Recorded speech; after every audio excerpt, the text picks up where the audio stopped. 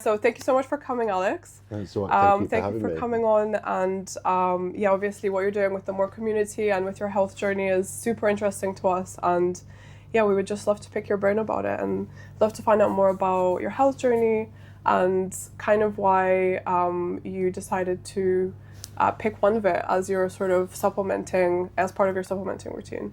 But I remember the day, it was June the 11th last year, so 2025, and everything that I had been watching and listening to kind of clicked into place. And it was like this complete release of pressure, anxiety just kind of disappeared.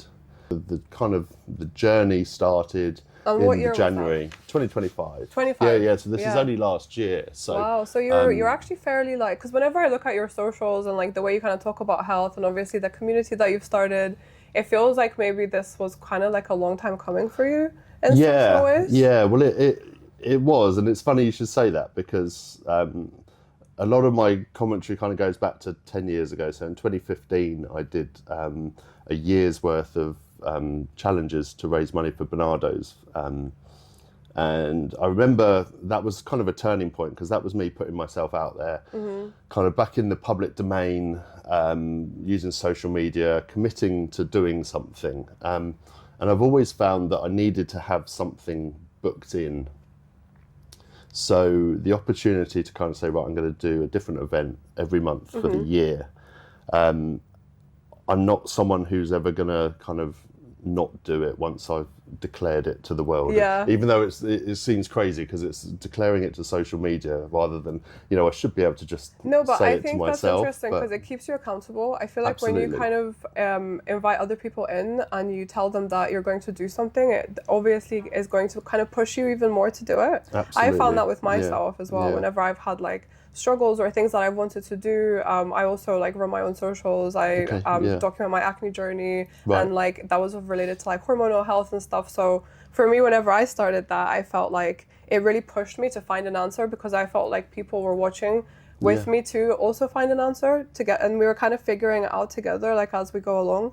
And I found that really beautiful because I could never have done it without my community. So this I was just going to say that just sums up community perfectly, really. Yeah, and I would really love to know kind of like what community means for you, and how your kind of community maybe helped you like along your journey as well. Yeah, sure. So there were two communities that played a big part. But I've actually just kind of thought of a third. When I was starting the charity year that I committed to, I worked for John Lewis. And even before then, earlier in life, I worked for Waitrose, and that was where I started off working and where I kind of started to learn a lot of my skills, my social, personal skills and leadership, essentially. And I really, that's when I remember kind of becoming this person that I was never particularly comfortable through school. And then there was kind of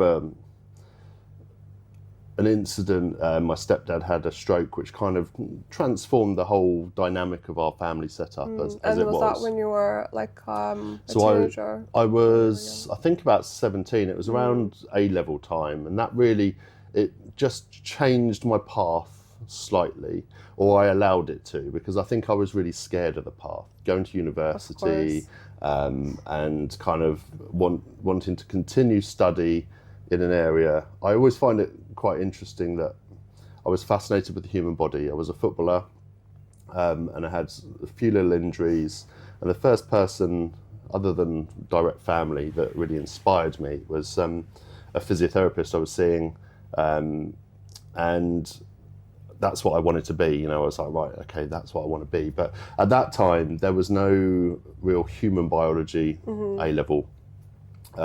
So it was kind of, I had to choose regular biology, and it just didn't tick my boxes.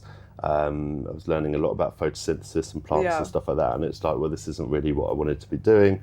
I had this eye on going to university. I was the eldest grandchild of quite a big family of cousins. And I felt this pressure, this kind of expectation that yes, I should be going to university, I should be getting a degree, and I should, all of these things. I'm the oldest child as well, so you always get that as the older child. There's always like a lot of sort of expectations placed on you, and especially at that age. I mean, at any age really, like I still feel the pressure. I think I certainly would say that we put it on ourselves as well, but yeah, there's almost a parental role, I guess. But yeah, I think the fear was always there, and I remember kind of really being in two minds. But then this, as I say, my stepdad had this stroke. That's probably about the age that I am now, and it just changed everything. And I think it gave me an easy route to take a different path. And I just went into full-time work and supporting stuff at home, and my mum kind of then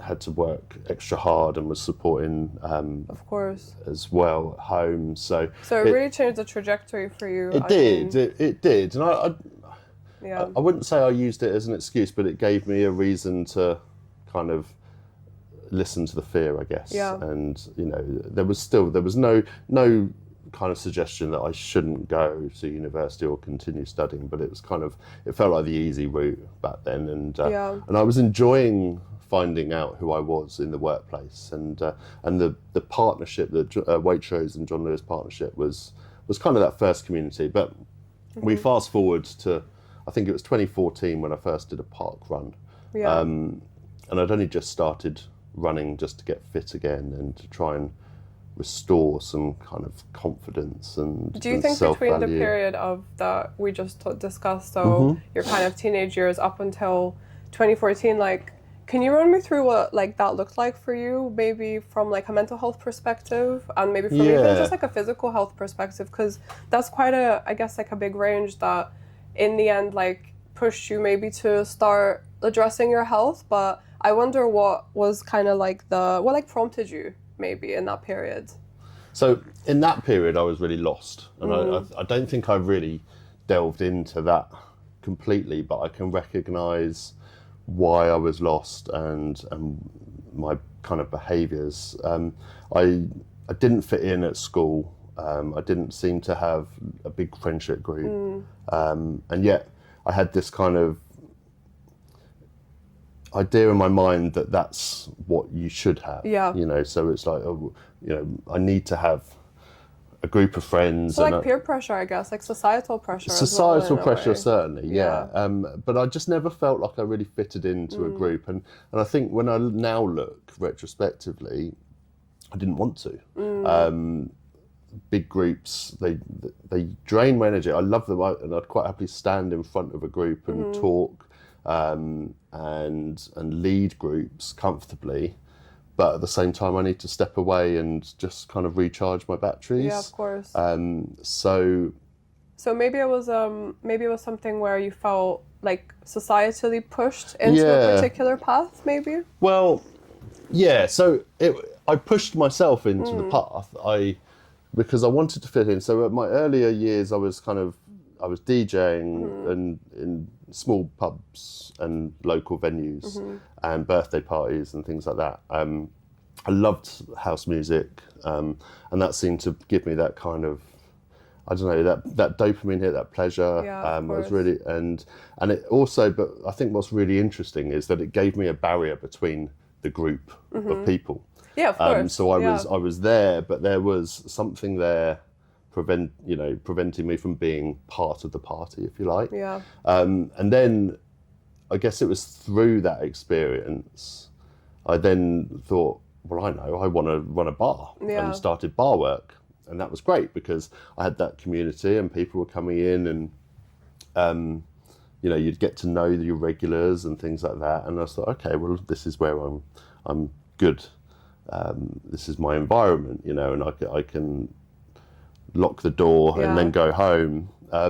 But then that pursuit kind of led me into bigger hospitality environments and with more alcohol around, and you start to get to know the regulars, and that they're regulars because they're not necessarily happy in their own environments. So it was a form of escapism for them, and I guess it slips into they come in at their lunch break and it's like, would you like a drink with me? You know, and you kind of, so you sit there or you stand and you listen to them and you share stories, but they're also buying alcohol, so they offer you one. So it's an interesting relationship, isn't it? That kind of like bartender to customer relationship. Like my father, he's in hospitality and he started out as a bartender as well. Okay. And yeah, I think it's quite interesting as well, your kind of story from kind of going from DJing to then wanting to start your own thing, because I think that's quite a natural trajectory. I've always wanted to start my own thing. I've always known there was something there. Yeah, and I think that relationship that you build, it feels probably quite like a close relationship, the one that you have with your customers. Yeah, absolutely. But also its sort of foundations are built around the sort of drinking, aren't they? Yeah. And they tended to, those conversations that you were having were never really, not positive health conversations, it was, and it can probably be quite heavy. Yeah, and I think I've certainly realised now, now I've kind of facilitated with men's mental health group and things like that, you do absorb the stuff that you listen to, but then when you're adding alcohol into the picture and then late nights, and then it's not like you can just go home and switch off. If you've locked up at 11 o'clock and one of the venues, I was not getting home until 2 because it was more of a late night venue. It's like finishing work at 5 and going to bed at 6 in the evening. You just wouldn't do it if you were running a 9 to 5 job. So it just turned into a very lonely time, really, and a very lonely industry to be in. Did you find it started to like weigh down on you eventually? Like how long were you in that kind of industry for? So 2006, 6 to 2014. So a good like 8. Yeah, it was a chunk of my kind of adult life, and I had some great times, and I achieved some great things. I worked with kind of local authorities and local communities to restore a couple of places that were almost shut down by the council, and kind of to reinstill the venue as part of the community.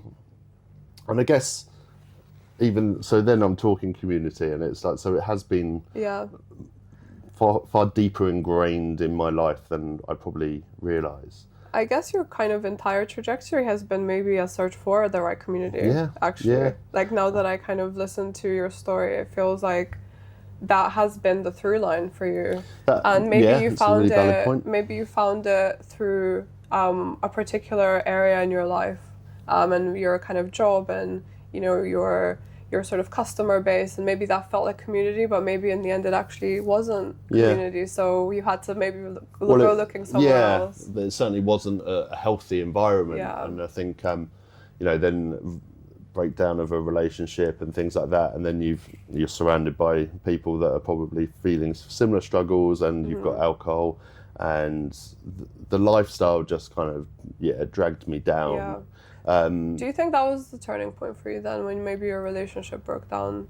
It was my rock bottom, but I use the term loosely because, there are people that have experienced far worse. Of course, but it's all relative, isn't it? Yeah, it is. And, even on the walk here today, I've walked past people that are on the streets and stuff like that. And it never got that far, but it was my rock bottom, certainly. It was my wake-up call.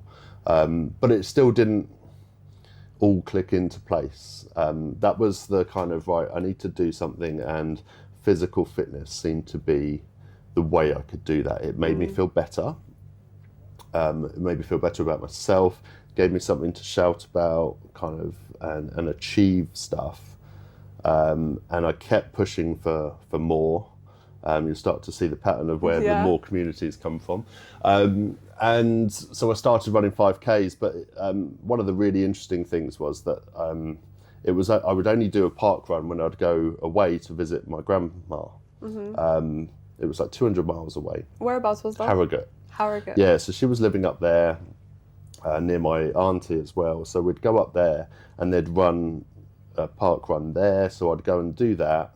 But I was never comfortable enough to do it in my local community. I still just had a really low value of myself and a low kind of opinion of who I was, and a fear of what other people thought of me. I think that was a real barrier to me putting myself out there.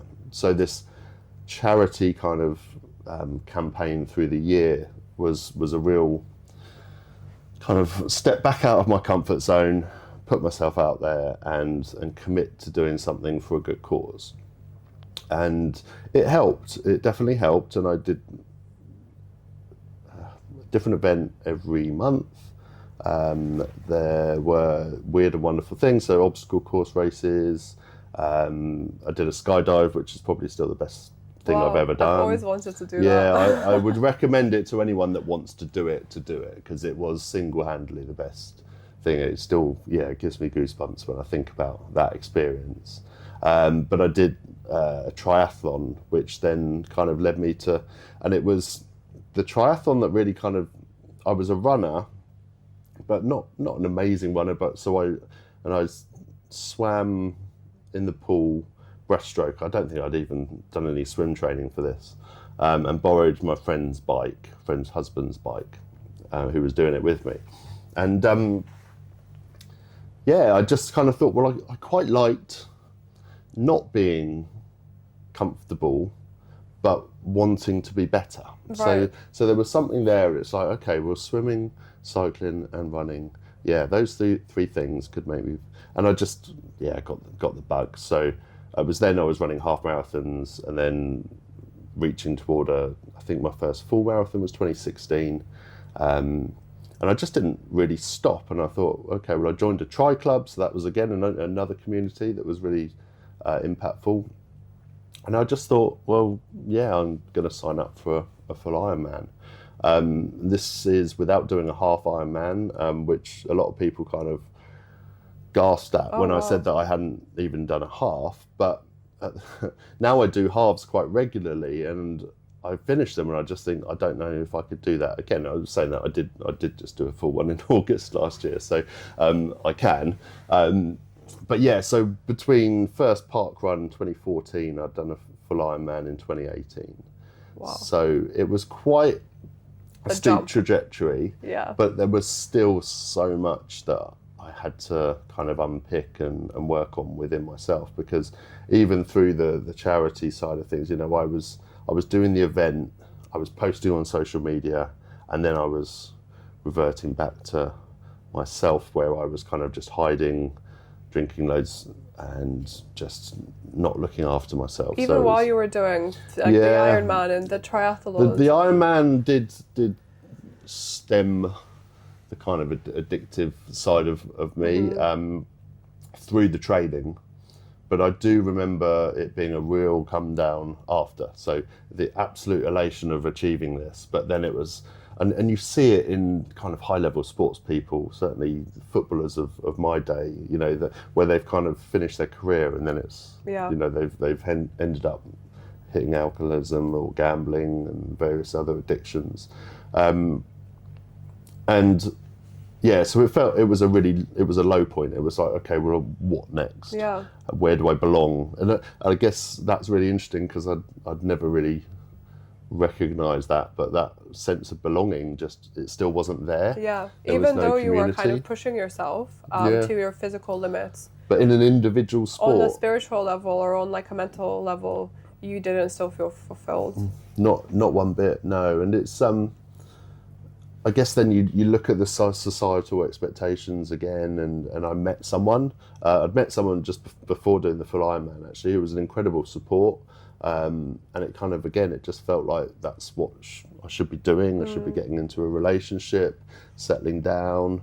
And we had some great times, but it just, I still didn't feel, it wasn't me. Yeah. I was being made to feel good by someone else, but I wasn't feeling good about myself. Yeah. So, sadly that relationship broke down as well. And that was then the second wake up call. So that's when I really started looking at myself. So that was the start of last year, start of 2025.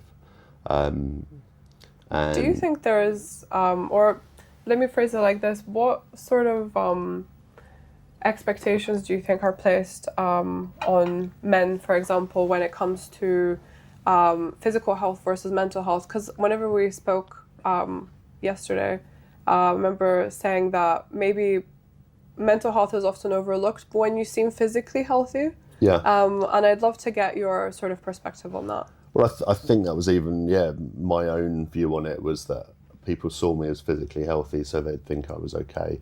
And I think to a level, I thought I was okay as well, because I can do these things. And this is I've kind of really framed it in my mind as the last year has been mastering my mediocrity, because there's nothing amazing about what I've done, and there's nothing really tragic or traumatic that's happened in my life. But I'm kind of, as for want of a better word, normal, kind of everyday guy that I was pushing myself physically and thinking that's the answer. And I don't think mental health was even a conversation through certainly the early 2000s to 2000. I can't. It probably only really came into play in the last couple of years, certainly in my mind, because I think maybe I just always associate it with, because it's the alcohol, because the other addictions, there was some recreational drugs going on as well in the lifestyle. So, and then there was also the extreme kind of pushing myself in endurance. So I guess I kind of just took the lows as lows. Yeah. I'd never really associated it with my mental health, and I don't think I'd even acknowledged having mental health until recently. Was it more just like, oh, this is just something I have to deal with? Yeah. And you just lived with it, much. basically. I don't. I wasn't aware of necessarily anyone else's. Certainly not my own. But now I can see it. It's so apparent, and that's really one of the things that I'm really keen to kind of share and vocalize, because now I can see the patterns and the kind of the commonality, and hearing other people's stories as well. I'm not saying I've cracked it, but I was able to unpick it pretty quickly by giving myself some space, and really just kind of diving into some of the psychological stuff. Interesting. Can you maybe mention some of the, let's say, top things that helped you on your sort of mental health journey? Because obviously with the physical stuff, clearly you didn't need that much help in the physical stuff. You were very determined, and you were determined to push yourself, but when it came to the mental health stuff, it was obviously a lot more trickier to kind of unpack and unpick. So where maybe list some things that helped on your mental health journey, and I would love to know.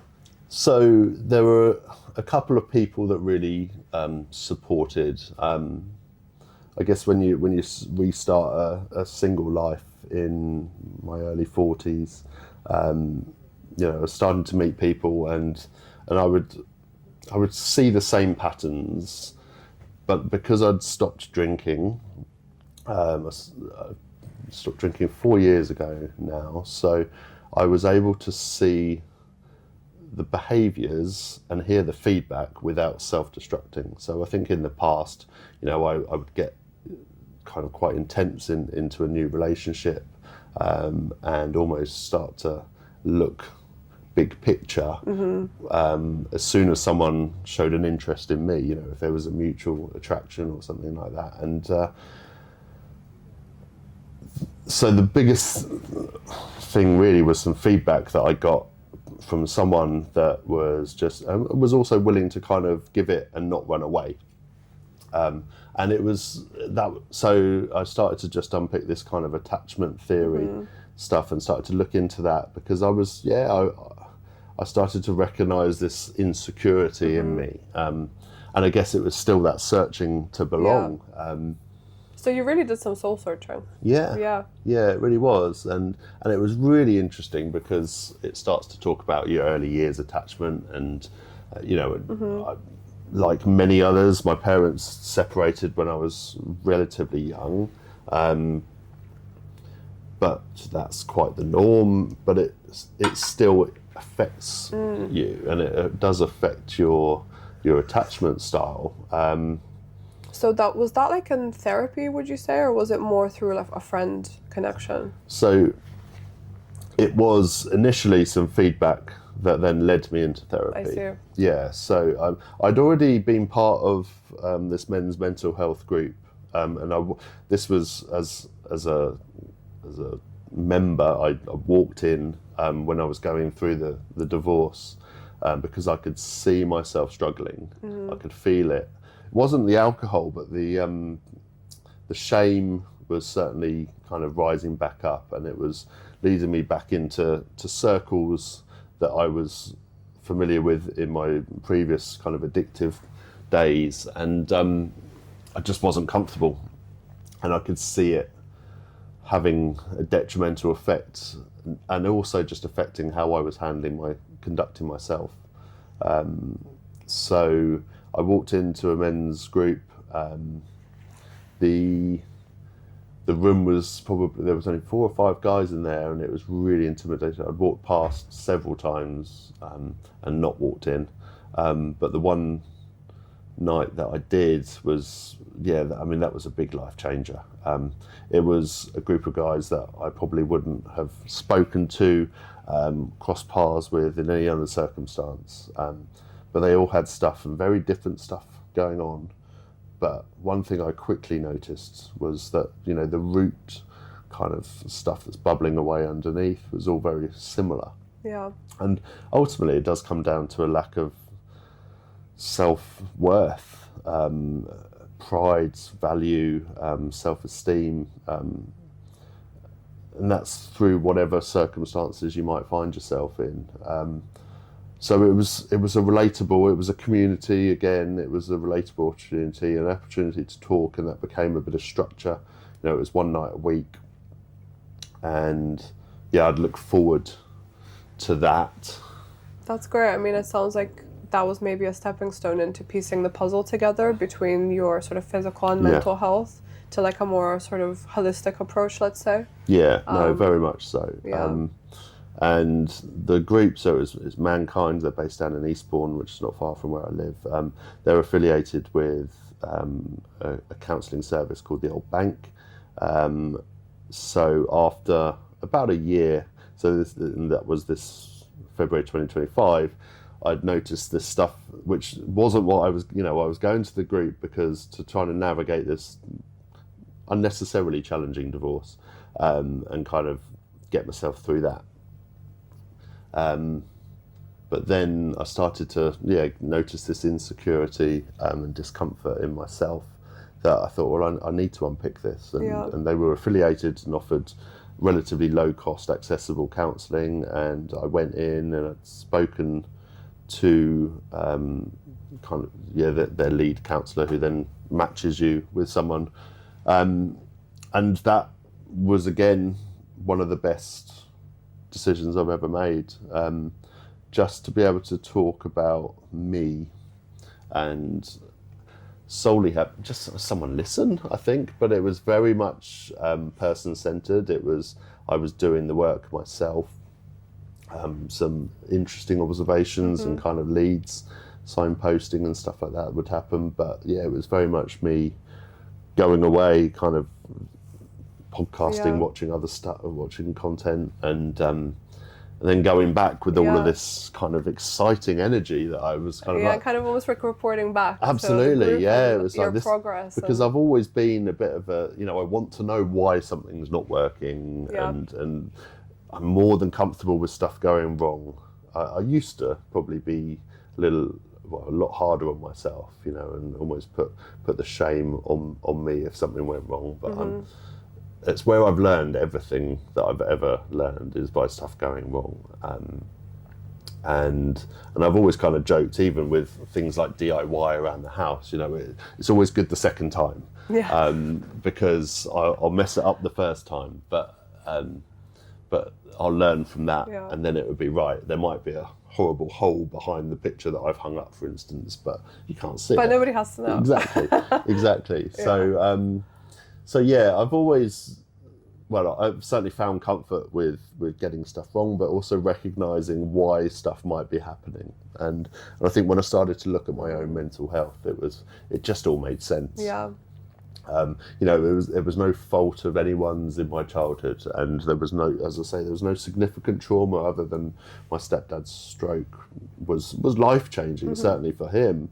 And I guess there was some secondary trauma throughout the family and the setup that we had. And that did then lead my mum and stepdad to move away to Spain. So when we start talking about attachment, although yes, it is early years, for my mum then to move away when I was 21, and I think my younger brother was 17. It's quite a big step. She was, you know, I wouldn't have wanted her to change that, because she was amazing and still is an incredible support to him. And thankfully, you know, he's regained most of his life and mobility and things like that.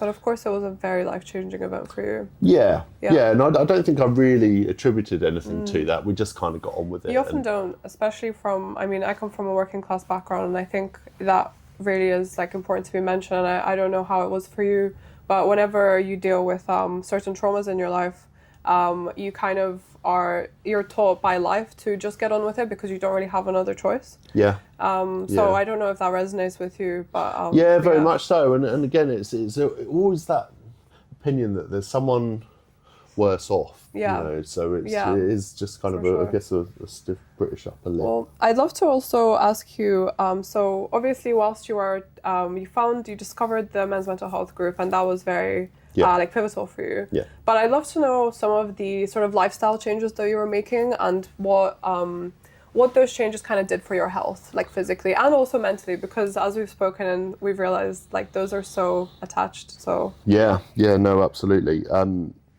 So I maintained my running and cycling and swimming. I joined a swimming club in my hometown a couple of years prior, I think, just to kind of really continue to push myself. And we got a dog, and so walking the dog when I was then separated was, I think that was a big lifestyle change, because that was when I was listening to or watching YouTube or listening to podcasts. I was in nature. I was really lucky where I am, and I can walk into the woods.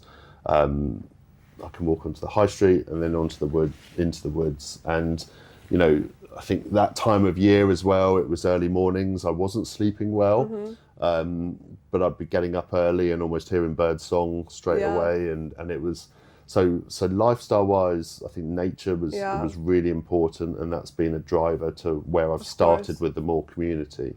In terms of maybe like diet and of course supplementing, because you know that through diet you can only get so much, but I always say to myself and like to others that when it comes to health, I think diet is so important, and we often overlook it. Did you find in this period where you started pushing yourself physically that you had to change like maybe your diet, or did you find there was gaps within your nutrition, for example? Yeah, so it's quite funny so when I actually started my physical journey, I guess, or certainly maybe it was halfway through, I remember there was one January when I'd stopped drinking, and I had some space. I was living with my brother at the time, and my brother had gone travelling, and I'd stopped drinking, and then I stopped eating meat as well. Oh, wow. And it was just purely a control thing, really, almost disciplining myself.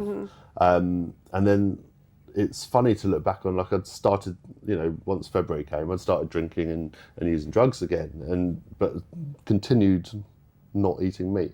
I don't know why I could feel that discipline was okay, but, you know, and I couldn't discipline the other areas of my life.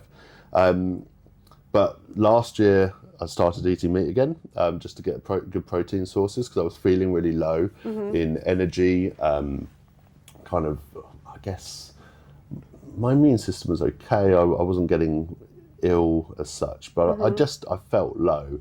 I was supplementing with kind of a multivitamin at the time. Whilst you were not eating meat? Yeah, but nothing else really. And then again, it was the same person that gave me some bold feedback about my insecurities. Kind of made the observation that maybe protein was lacking in my diet, and I think it was coming. Maybe that was just before Christmas time, so I was like, "Oh, well, I'm going to try." And I'd had turkey because I'd hate being that guy that was like, especially at Christmas. I'm not eating meat. Can you do something especially for me? I was vegetarian for 5 years. Were you? Okay. So it's tricky, but also I think I noticed. I don't know if you agree with this for yourself, but how protein and the lack of protein really can affect mood. Yeah. I think that was a big game changer, and I think it was affecting everything about the function of my body. And of course iron as well. I hadn't even really considered that, but that was one. And I think the vegetarian diet became so easy to be ultra processed again. So I think the quality of the food I was eating was declining rapidly because I was kind of then cooking for one, and it's easier just to buy something from the freezer and heat it up.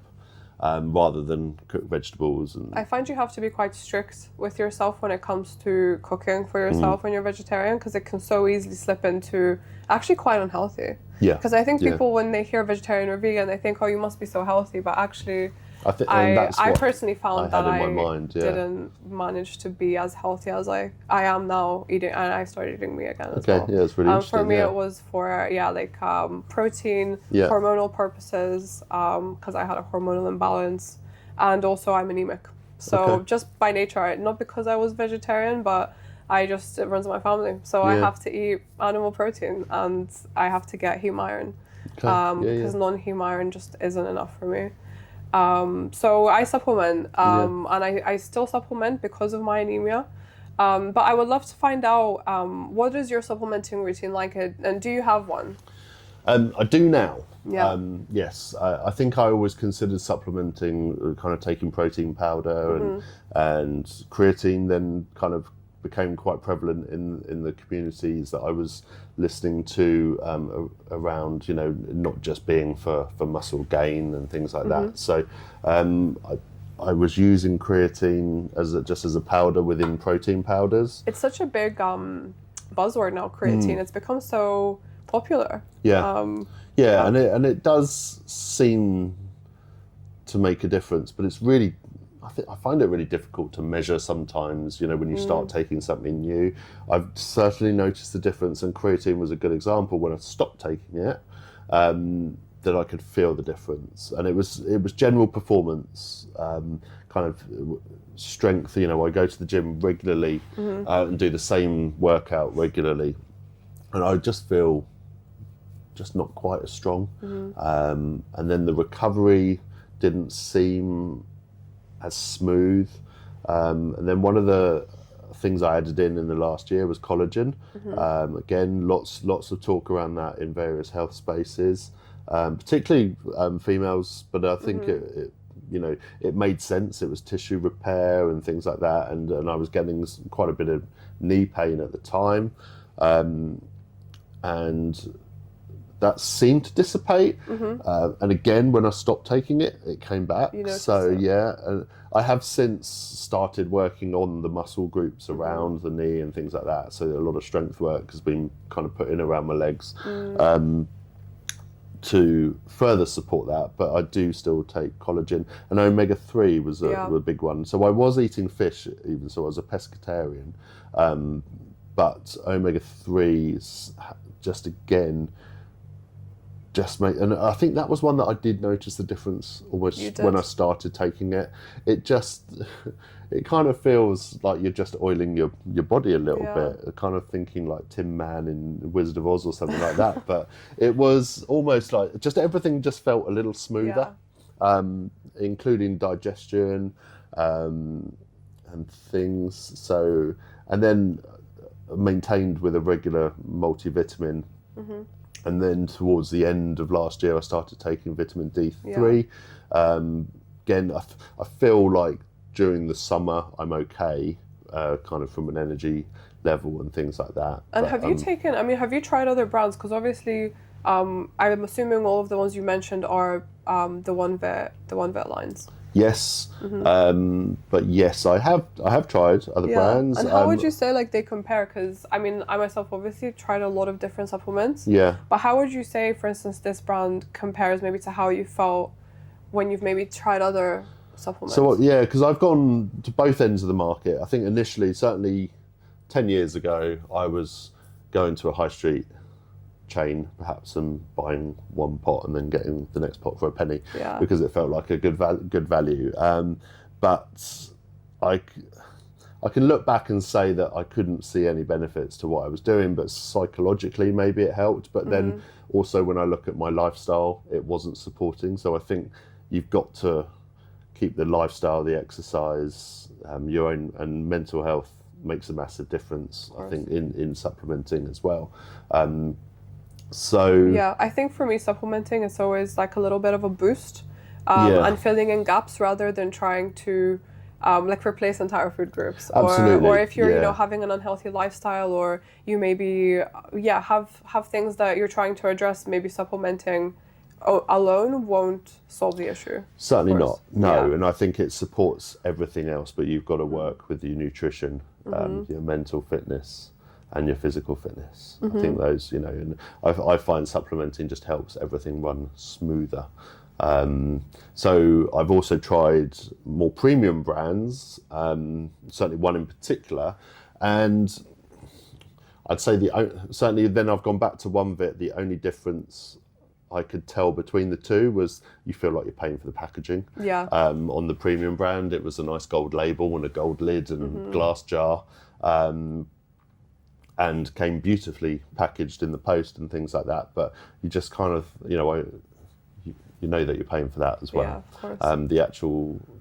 The difference in how I felt since going back to OneVit hasn't changed, hasn't declined at all. So I think one of the beauties of OneVit, I've kind of been there from the start. I remember, I think, trying it when it was just coming out into market as a kind of almost a test subject. Yeah. And I've seen it evolve. The branding's improved nicely, but it's not, it's not gone over the top with its packaging or anything like that. Yeah, I mean, we're still kind of in first stages. So I think this is like, our CEO says it's like OneVit, like 1.0. Okay. And I think, he's always been so passionate about actually focusing like the concentration of the supplements and the bioavailability of the supplements. Yeah. And because they're UK made, as well, there's obviously a lot more control. We can visit the factory and we speak directly to the suppliers. Yeah. So we have a lot more control when it comes to like the strength and the potency of the supplements. Because I was like yourself, when I first kind of started, I was like, oh, what is this brand? Like, this is this little brand that I've never heard of before. Yeah. And I started taking vitamin D and I started taking collagen and noticed a difference like almost within like a week. Right. Which I've not really felt before. And the first one I actually tried was deep sleep. That was, I don't know if you've tried it. I haven't. My sleep's, although I said I wasn't sleeping well last year, I've cracked my sleep. That's good. Yeah, that's really good. But I would be, so my mum struggles, so I'd be keen. Yeah. And I have, on the various kind of channels that I've been listening to, obviously we know that sleep's so important. So, and a lot of people do struggle with it. So it'd be great. Definitely. To give that I'd love for her to try and for you to try it as well, because my mother struggles with sleep and I sent her some last week. Okay. And she said that it's like the best sleep she's had. Really?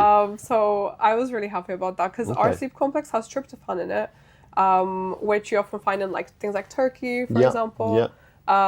Whereas a lot of sleep complexes have valerian root, and I think valerian root has become like the buzzword for sleep. Yes. But actually I find it just relaxes me. It's really things like tryptophan that help. And like I mentioned with the vitamin D, did you say you take vitamin D? Or you I do at the moment. Yeah, just through the winter I've started. Yeah. I don't know if you've heard the anecdotes from others in the office that take it, but the blood test results are insane. So really I've seen this. Yeah, it's I'm quite keen to get my own test done. Yeah. To see the difference. Yeah. But it's for me supplementing, the difference I notice now, and I think certainly the difference from I stopped taking when I think there were periods certainly where I thought, well, okay, I've sorted out my mental health, I've started eating meat again, perhaps I don't need to be supplementing, but then you notice kind of odd bits, and I think it's just about listening to your body. Yeah. Yeah, it's certainly, and I think the basics, certainly the omega-3, a multivitamin, but I would suggest everyone is taking a multivitamin.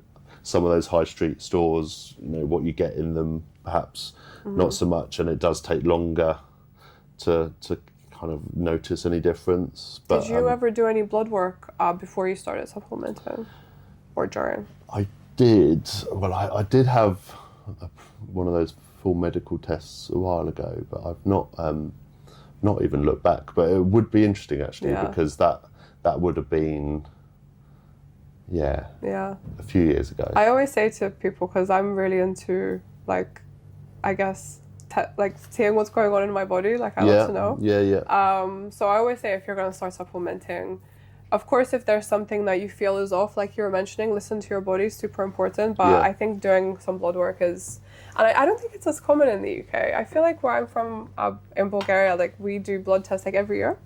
Okay. And I'm not sure. I think it's just more of a habit and almost preventative measure to see what you're deficient in, how your hormonal health is, etc.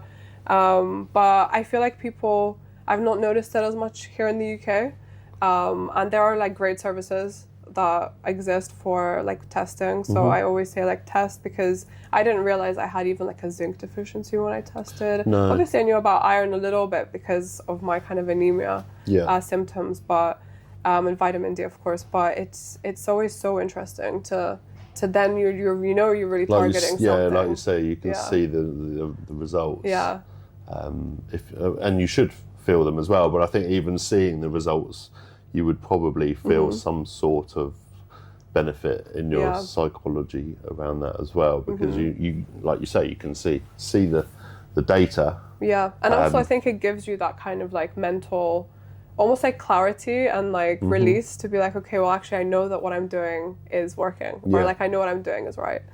Yeah, no, absolutely. I'd love to ask you a little bit about maybe some of the apps or tech that has helped you in your health journey. Okay, yeah. I remember you mentioned Strava, for instance. Yeah. I mean, I've used Strava for quite a long time. I've always been a bit of a try not to follow the trend type of guy, but I did succumb to Strava quite a long time ago. I don't get really deep into the data and stuff like that, but it's, there is that old saying that if it doesn't happen on Strava, it hasn't happened. Right. And it's kind of, I certainly do, I try and record as much as I can, and now I use a Garmin watch as well, which, has changed probably the frequency of the exercises that I record.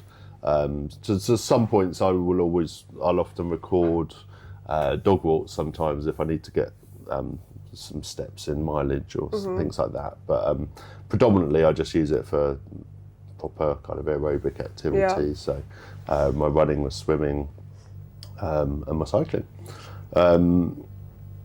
But recently we've started doing these community walks as well. So I'm trying to map them just so I can get an idea of kind of, I think heart rate's really interesting, and I've always had a relatively low heart rate. So it's nice to kind of just make sure that it's staying low as I get older and things. So, but other than that, tech-wise, I haven't really gone too far into it. No. A lot of it's been, I mean, I probably would, but affordability sometimes does prevent you kind of follow, especially, upgrading to the latest all the time isn't something that I would choose to do. So you find kind of the more sort of traditional routes, listening to your body, tracking your maybe mental health, supplementing. Those are sort of the more kind of traditional routes. I would encourage everyone to, at least measure their steps, and you can do that with most modern mobile phones nowadays if you're wearing them in your pocket. But a watch might give you a more accurate result. I think there's a big emphasis on that kind of 10,000 step benchmark, but I think the importance is if you feel like you need to do more, then and you're only doing 2,000, doing 4,000 is doubling your step count, right? So that don't try and aim for 10,000 almost straight away every day, because I feel that's probably a little unrealistic. But because it's a lifestyle thing, you know, I count myself very fortunate to have a dog, and I would regularly exceed 15,000 steps a day with him. Wow. So it brings me out into nature, it gives me some headspace, and it gives him a lot of great exercise as well. And also you meet great people, you know, it's funny, until I had a dog, you know, if you went walking in the woods on your own, you wouldn't necessarily get the hellos, but because you've got a dog, even if the dog's off in the woods and you've got a lead, you know, people just feel a little more comfortable. I didn't know that. I did that because I've never owned a dog, and I've always kind of wanted to own a dog, but I've always thought like, what is that like? And it never would have crossed my mind that it's that kind of, it's almost like a social ball. Yeah. There is a dog walking community, you know, and I could actually I'd struggle to name them, but there are some key people as part of my journey that I'd see on the dog walks. And one of the things was even like there was a level of anxiety with letting the dog off the lead. It was almost, you know, he was my crutch point, and like if I lost him, but when everything changed on that day, and it was kind of, and again, it was like the advice of one of these ladies that I'd see regularly, use a really high value treat, let him off the lead, and then, I don't know, I found it so calm. And yet previous to that, it would be the most terrifying thing to do that. So it's another community. There are so many communities. I said there was only 2 earlier. Well, I'd love to know actually a little bit more about the More community, and how long you guys have been going for, and what kind of initiatives are you part of? So it was a bit of a brainchild just from a conversation with a friend of mine. I wanted to do more. I wanted to look, and the 12 events in 12 months was quite kind of, it was cool, and I really enjoyed it, and it pushed me out of my comfort zone, and it felt like a good kind of way to try and promote other people trying something similar. But it wasn't necessarily about wanting to restrict it to 12 months, and then also I don't want to restrict it to people that you know, are running and stuff like that. And for me, this combination of the mental health side of things and physical health really I want to combine the two, and I think it's so important. And where I'd been started facilitating with the men's mental health group, we were sitting sedentary and talking, but for me, the exercise side of things, so this really just came from an idea of wanting to almost inspire people to push for more. So Parkrun does an amazing job of kind of getting people, and there's the couch to 5K, but there isn't much in between, well, beyond that, you know. So for me, it was, okay, well, I've done 5K, in theory I could do 10K. And then, so we started off just with the idea of walking around Buell Reservoir, which is near us, and that's 13.1 miles conveniently. So we thought, well, that's quite a nice push out of comfort zone, and we had I think there were 7 or 8 of us doing that walk, and from that just came conversation, and it was just great conversation. There were some people from the men's mental health group that came, some other friends, people that I'd worked with in kind of previous roles, and the conversation just seemed to flow, and it was just like, this feels like something, you know, getting out into nature, talking, and it wasn't all kind of mental health focused. Some of it was really light-hearted. Some of it was, and you know, I got the feedback from one guy who's like, I've never spoken about any of that stuff to anyone, and yet I've just spoken to a complete stranger on a walk, you know, and it really got him thinking, and now he's doing, you know, but the question has always been around, okay, well, what's that kind of, what is that thing that you wanted to do that you might not have done yet? And we had some really cool ideas, and people talking about with excitement as to what they want to do, and then it's trying to think about how perhaps I can facilitate some of that. And then, so we've just started a few other small walks so I thought half marathon distance was quite, not niche, but you've got to have a good level of fitness. We've started a couple of other venues where we do 10K, and there's a 2-mile loop around Arlington Reservoir as well.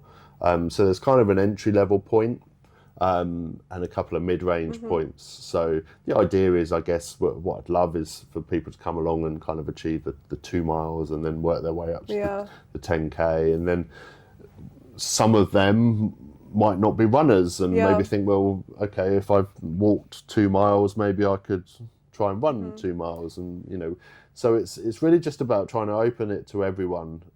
So you don't have to be an experienced runner, you don't have to be physically fit, but let's get yourself out into nature and push yourself to do more, whatever that might be. And I think individually, that could be whatever you choose. But it's trying to just start that conversation about, come on, what could it be? These are the things that we've done, and through the community, there's lots of sharing of ideas and experiences. And what are some of the maybe top tips that you give to newcomers, for instance, who are just maybe starting out on their health journey, whether it's mental health, physical health? I think be patient, and be prepared. I think certainly with the mental health journey, there are times where it gets uncomfortable, and you've got to face into some stuff, and I had to go back, right back into some deep childhood memories that hadn't really ever, registered, other than they were sitting in the subconscious. So I think you've got to be prepared for a little discomfort, but when you unlock it all, the rewards are it's phenomenal. The difference in my mindset and my approach to just everything in life now it's night and day. It really is. And I think from a physical aspect, I think patience is, and listen to your body. We've talked about that. It's don't push it. Don't try and go too far too quickly. Find a community that will support you, that you'll feel comfortable in, and also recognise, so as you do start to do more, especially if it's physically, then your nutrition's going to have to change as well, and you've got to really give your body the fuel, because you won't get the best results unless you're fueling it correctly. So but yeah, I think for me, community is key. And I originally said there were 2, but there've been so many smaller communities that have been part of my journey, including kind of brands, OneVit, and I could say YouTube as a community. I think there's a lot to be said to hitting yes to the next video. Trust the algorithm to an extent as well. I think that I ended up watching some videos that I don't think I would ever have chosen to watch, but after I'd watched several episodes of different other podcasts, when my phone then says you might also like this, trust it, because sometimes it knows you better than you know yourself. And some of those videos, some of them were I'd switched off within a couple of minutes, but some of them were like, oh, this is something new, and that's where it kind of just unraveled into this kind of great tapestry of different skills and different kind of ways of looking at things. And I think also be prepared to kind of question your own mind in some respects, challenge yourself, what you've learned from previous environments and things. You might be open to a bit of flexibility with those minds and mindset. So yeah, that's great. I mean, I'd love to end on I saw on your website in the More community that you talk about not perfection, yes. And I would love to know more about that messaging and what that means to you. Yeah, so I think for me, I've always been, I guess, a perfectionist. I'd want things, even though I've said things very rarely go right. it's about seeking more rather than perfectionism. I think some of the early books that I read, and many of the books that you see out there are from people that have achieved extreme success in what they've done in their physical journey. And I read some books, and even on the train today, there was a lady who'd run 100 marathons in 100 days, and it's incredible.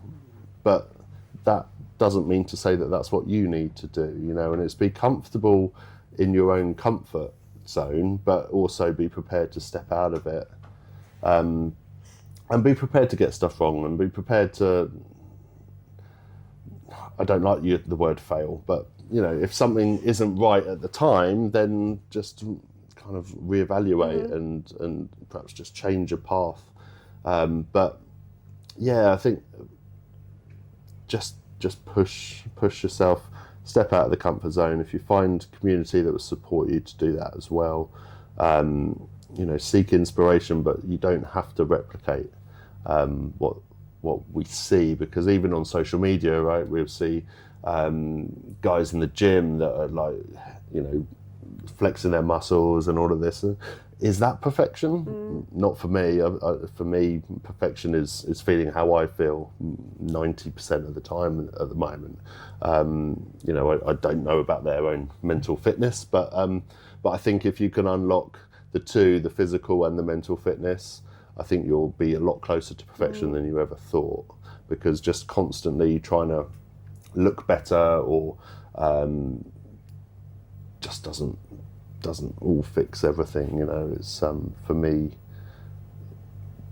But yeah, it's so important, the connection between mind and body. It's all there. I couldn't agree with you more.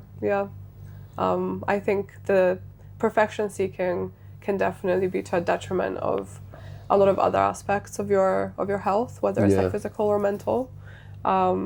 So yeah, progress, not perfection, I guess. Absolutely, and even things like some of the posts, posting on social media was well out of my comfort zone for the beginning part of this year, but I knew I wanted to do it. I had something to share, and I guess even being here and talking like this was it was so far for me to get to, but I think I used to record myself and not like the sound of my own voice, or if I said or so, or I'd kind of, oh no, that's no good. And I think authenticity is far greater than perfection, and I think sometimes you've got to question perfectionism, because if something looks perfect, it's probably engineered somehow. Yeah, I love that. I'd love to end on that. So. Okay. Thank you so much, Alex. No problem, thank you. It's been so interesting to hear your story, and thank you so much for sharing and for being so open and so vulnerable.